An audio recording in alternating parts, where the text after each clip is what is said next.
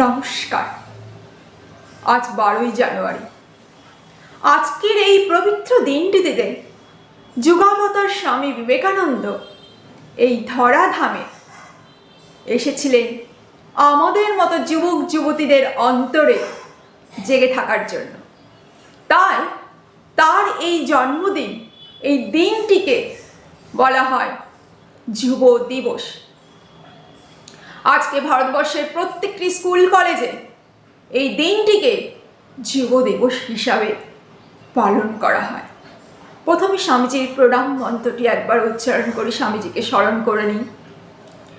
নমশ্রী জ্যোতিরাজায় বিবেকানন্দ সুরহে সচ্চিৎ সুখ স্বরূপায় স্বামিনে তাপহারিণে।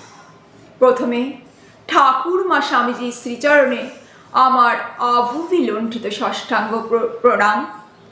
আজকের আলোচ্য বিষয় স্বামীজির জন্মদিনে স্বামীজিকে বোঝার সহজতর উপায় স্বামীজির চোখটি। স্বামীজিকে জানা আর স্বামীজিকে বোঝা এটা এক জন্মে পসিবল না। স্বামীজিকে জানা, স্বামীজিকে বোঝার একটি সহজতর উপায় রয়েছে স্বামীজির চোখটির মধ্যে। স্বামীজির চোখটির দিকে তাকালে, বসে থাকলে উঠে দাঁড়াতে ইচ্ছে করবে, আর উঠে দাঁড়ালে মনে হবে দৌড়ই।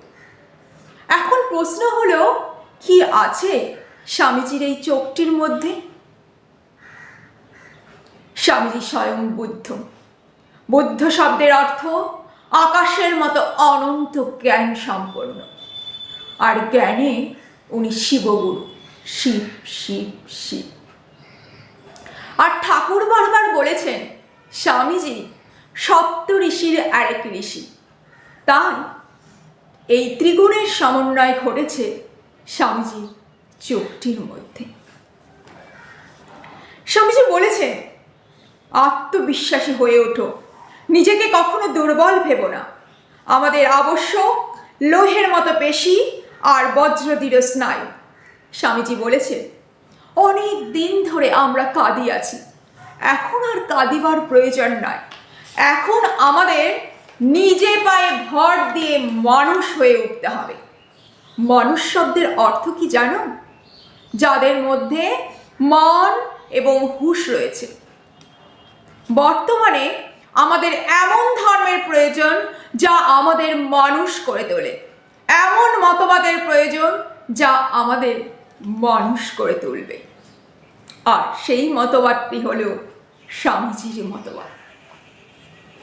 স্বামীজি বলেছেন, আমাদের বড় হতে গেলে, আমাদের মানুষ হতে গেলে যেটি চাই সর্বপ্রথম শ্রদ্ধা।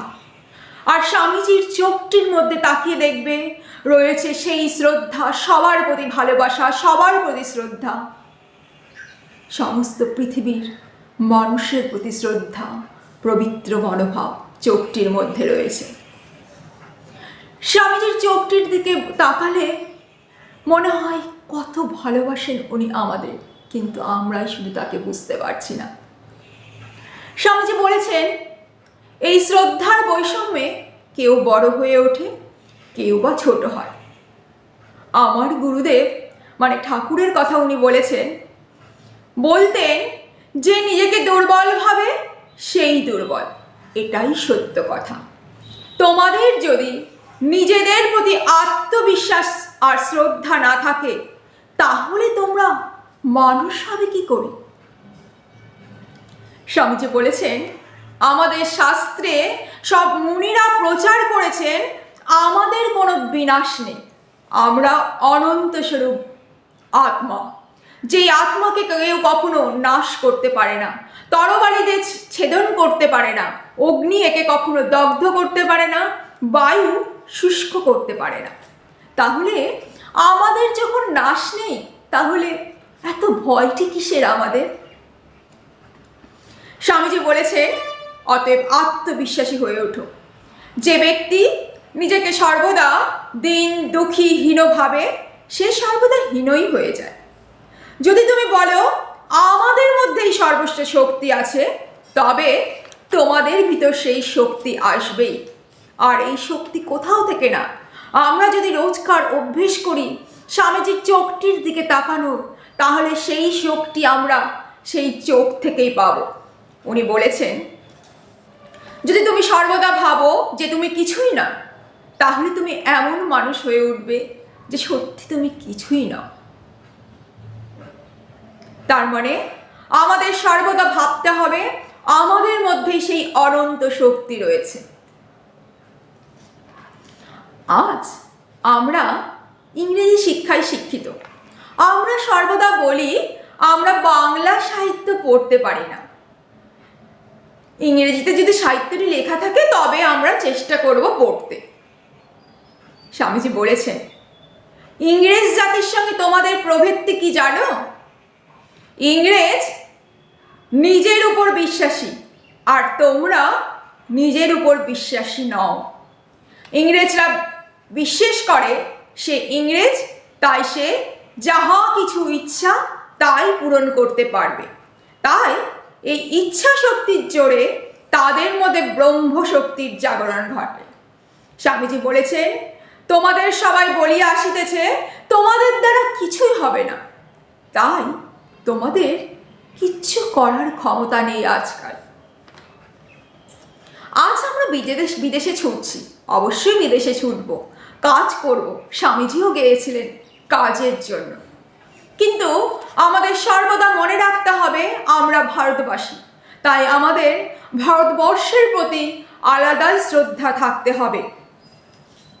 স্বামীজি বলেছেন, যদি এই পৃথিবীতে এমন কোনো দেশ থাকে যাকে পুণ্যভূমি নামে বিশেষিত করা যেতে পারে, যদি এমন কোনো স্থান থাকে যেখানে ক্ষমা, দয়া, মায়া, পবিত্রতা এই সকল গুণের প্রকাশ সবচেয়ে বেশি ঘটেছে, যদি এমন কোনো দেশ থাকে যেখানে আধ্যাত্মিকতার বিকাশ সবচেয়ে বেশি ঘটেছে, তা আর কোথাও নয়, আমাদেরই এই ভারতবর্ষে। স্বামীজির জীবনী পড়লে সেই জন্য মনে হয় ভারতবর্ষের গর্বে এত গর্বিত বুঝি আগে আর কেউ হয়নি, ভারতবর্ষের দুঃখে এত বেদনা বুঝি আর কেউ পাননি। মা যেমন সন্তানের সুখ দুঃখ বোঝে, স্বামীজি সেই রকম এই ভারতবর্ষকে বুঝেছিলেন। তাই রবীন্দ্রনাথ ঠাকুর বলেছেন, ভারতবর্ষকে জানতে, ভারতবাসীকে জানতে স্বামীজিকে জানো, স্বামীজিকে পড়ো। স্বামীজি বলেছেন, এই ভারতবর্ষের প্রত্যেকটি মাটি পূর্ণ, তাই আমাদের সর্বদা ভারতবর্ষের প্রতি আলাদাই শ্রদ্ধা জ্ঞাপন করতে হবে। আমরা খুব লাকি যে আমরা সেই দেশটিতে জন্মগ্রহণ করেছি, যাকে স্বামীজি বলেছেন প্রত্যেকটি মাটি এর পূর্ণ, পবিত্র। স্বামীজি বলেছেন, ছোটবেলা থেকেই আমরা শুধু নেগেটিভ চিন্তা পেয়ে আসছি। আমরা সর্বদা এটাই শুনে আসছি আমরা কিছুই নই। কিন্তু আমাদের এই দেশেই নেতাজি, রবীন্দ্রনাথ, অরবিন্দের মতো মহান মনীষীরা জন্মগ্রহণ করেছেন, আমরা তার খবর রাখি না। আমরা ইংরেজদের 7 গোষ্ঠীর খবর রাখি, কিন্তু আমরা আমাদের বাপ দাদাদের খবর রাখি না। কেবল পজিটিভ চিন্তা করতে হবে, নেগেটিভ চিন্তা সমূহকে সব দূরে সরিয়ে রাখতে হবে। যেসব মা বাবারা তাদের ছেলে মেয়েদের পড়াশোনার জন্য বলে এর দ্বারা কিছু হবে না, এ একটা মস্ত বড় গাধা, তারা কিন্তু গাধাই হয়ে ওঠে। স্বামীজি বলেছেন, আমরা অতীত জন্মের সংস্কার অনুযায়ী কেউ মহান মানুষ হয়ে উঠি, কেউ চোর হয়ে উঠি। দেখবে কেউ স্কুলে ফার্স্ট হচ্ছে, কেউ স্কুলে লাস্ট হচ্ছে, সবই আমাদের পূর্ব জন্মের সংস্কার অনুযায়ী। কিন্তু আমাদের অভিভাবকদের কর্তব্য, যারা যেই অবস্থায় আছে তাদের সেখান থেকে একটু ঠেলে উঠিয়ে দিতে হবে, তাদের মধ্যে উৎসাহ প্রদান করতে হবে, তারা যাতে মানুষ হয়ে ওঠে। স্বামীজি বলেছেন, এই মস্তিষ্কটাকে সর্বদা উচ্চ চিন্তায় পরিপূর্ণ করো আর বড় বড় কার্য করো। আমরা সর্বদা ভাবি আমরা ক্ষুদ্র, আমরা জন্মে আছি, কিছুদিন পরে আমরা মরিয়া যাব। এই চিন্তায় আমরা সর্বদা ভরপুর হয়ে থাকি বলে আমরা জড়সড় হইয়া থাকি।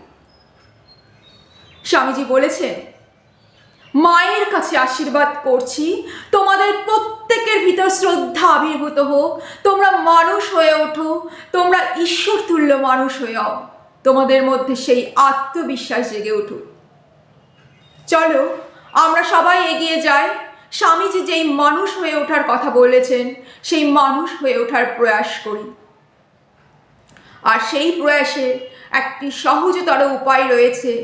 জীবনে চলতে গেলে অনেক বাধা বিপত্তি আসবে, কিন্তু আমরা যদি স্বামীজির চোখটির দিকে তাকানোর অভ্যেস করে তুলি তাহলে আমরা একটি ইনার পাওয়ার, ইনার শক্তি পাবো, আর কোথাও নয়, স্বামীজির চোখটি থেকে।